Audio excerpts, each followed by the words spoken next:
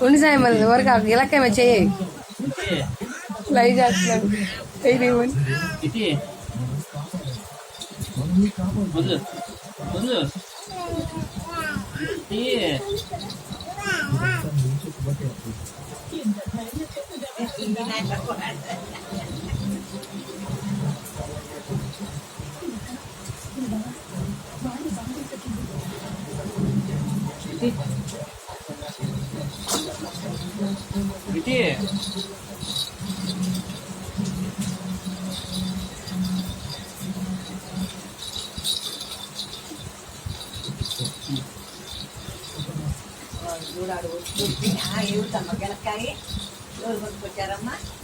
మాకేం సంబంధం లేదు మాది అని చెప్పినప్పుడు మా వస్తువు